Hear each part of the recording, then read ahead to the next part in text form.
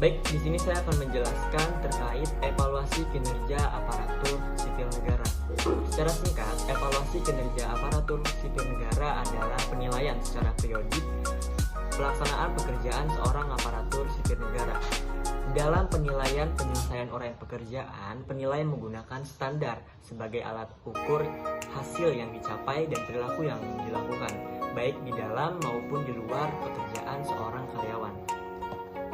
Menurut Tashibuyan Melayu, unsur-unsur yang dinilai dalam melaksanakan evaluasi atau penilaian pelaksanaan pekerjaan adalah yang pertama, kesetiaan. Kesetiaan adalah penilaian mengukur kesetiaan pegawai terhadap pekerjaannya, jabatannya, dan organisasi. Yang kedua, prestasi kerja. Prestasi kerja adalah menilai hasil kerja, baik kualitas maupun kuantitas, yang dapat dihasilkan pegawai tersebut dari uraian pekerjaannya. Yang ketiga, itu kejujuran. Kejujuran adalah menilai kejujuran dalam melaksanakan tugasnya untuk memenuhi perjanjian baik bagi dirinya sendiri maupun terhadap orang lain, seperti kepada bawahannya. Dan yang terakhir itu tentang ketaatan. Ketaatan adalah kesanggupan seorang aparatur sipil negara untuk mentaati segala peraturan perundang-undangan.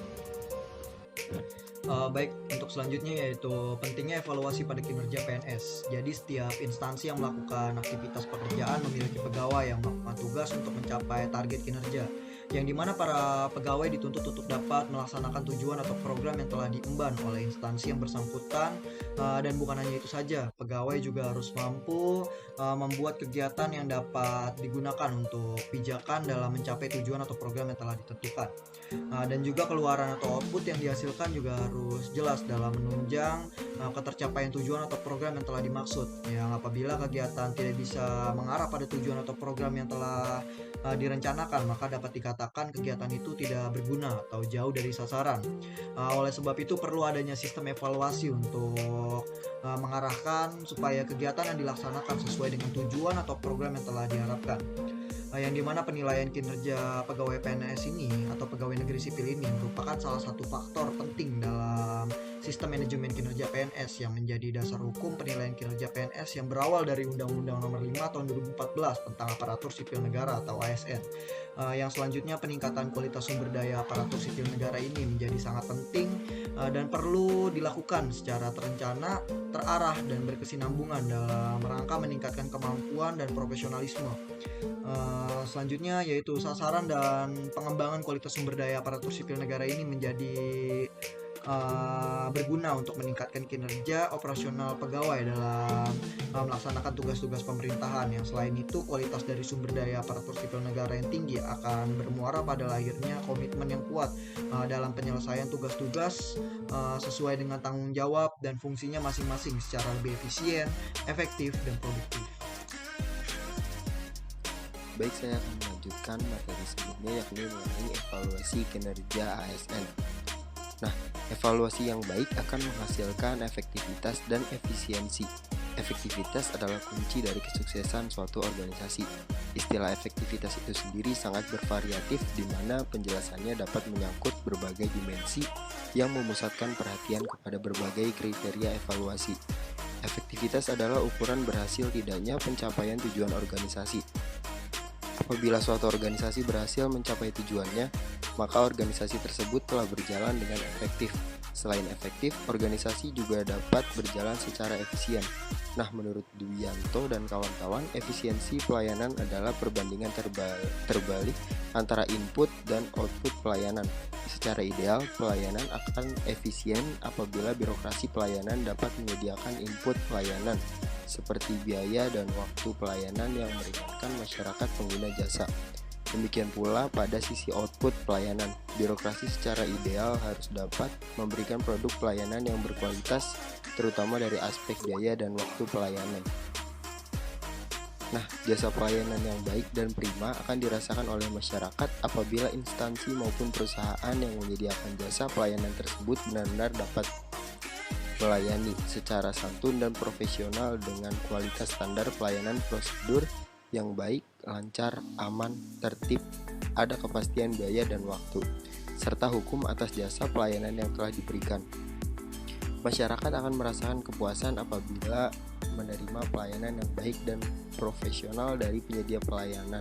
Hal ini dapat tercapainya kualitas pelayanan publik yang baik. Terima kasih. Selanjutnya saya akan membahas mengenai menganalisa terhadap penerapan atau implementasi aturan terhadap ASN dalam Peraturan Pemerintah Nomor 30 Tahun 2019 tentang penilaian kinerja pegawai negeri sipil, yaitu penilaian kinerja yang paling dihubungkan dengan reward dan punishment. Penilaian penerapan kinerja menjadi dasar atau pemberian tunjangan kinerja. Dulu penjatuhan punishment hanya menekankan pada kedisiplinan. Kini berubah, pegawai yang kinerjanya buruk juga akan diberikan hukuman yang administratif. Tetapi pada kenyataannya berbagai macam persoalan ketidakhadiran dalam pelaksanaan tugas ASN sering terdengar. Di samping itu, pembagian tugas dan target kinerja yang dibebankan tidak jelas dan jumlah pegawai yang banyak. Atau setidaknya beban target kinerja hanya diberikan kepada orang-orang tertentu saja. Ketidakhadiran dan ketidakpercayaan dalam target kinerja juga tidak memiliki konsekuensi berarti terhadap reward yang didapatkan. Bahkan tidak ada konsekuensi sama sekali. Jika pegawai berkinerja tinggi dengan kinerja rendah tidak memiliki konsekuensi terhadap reward yang diterima, maka kualifikasi dan kinerja tidak banyak berdampak pada pendapatan. Baik, saya Anissa Fadila akan melanjutkan materi selanjutnya mengenai penerapan aturan di lapangan. Kenyataannya yang terjadi meskipun pemerintah telah menegaskan peraturan disiplin ASN, masih sering terlihat adanya aparatur pemerintahan atau ASN yang belum dengan sungguh-sungguh melaksanakan kewajiban-kewajiban yang sudah ditetapkan, serta masih adanya ketidakpatuhan atau pelanggaran terhadap larangan yang ditetapkan dalam peraturan disiplin ASN tersebut. Hal ini mencerminkan buruknya birokrasi di Indonesia.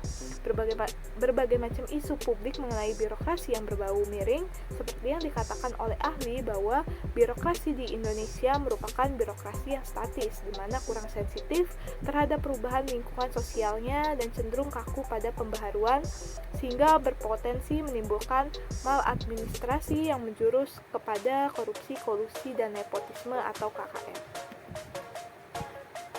Nah, selanjutnya solusi dari maraknya pelanggaran terkait implementasi kode etik ASN dalam melaksanakan tugas adalah dengan melakukan reformasi birokrasi secara kafah atau secara menyeluruh dengan tujuan untuk mewujudkan ASN yang profesional, bebas dari intervensi politik, bersih dari praktik korupsi, kolusi, dan nepotisme atau KKN, serta mampu menyelenggarakan pelayanan publik bagi masyarakat dan mampu menjalankan peran sebagai penjaga persatuan dan kesatuan bangsa berdasarkan Pancasila dan Undang-Undang Dasar Negara Republik Indonesia tahun 1945, serta mewujudkan ASN sebagai profesi yang memiliki nilai moral yang berintegritas tinggi yang sejalan dengan tata kelola pemerintahan yang baik. Oleh karena itu, pemerintah menerbitkan Undang-Undang Nomor 5 Tahun 2014 tentang Aparatur Sipil Negara atau ASN yang merupakan milestone dalam tahap reformasi birokrasi di Indonesia. Sekian pemaparan tugas dari kelompok kami. Mohon maaf apabila ada banyak kesalahan kata. Wabillahi taufiq wal hidayah. Assalamualaikum warahmatullahi wabarakatuh.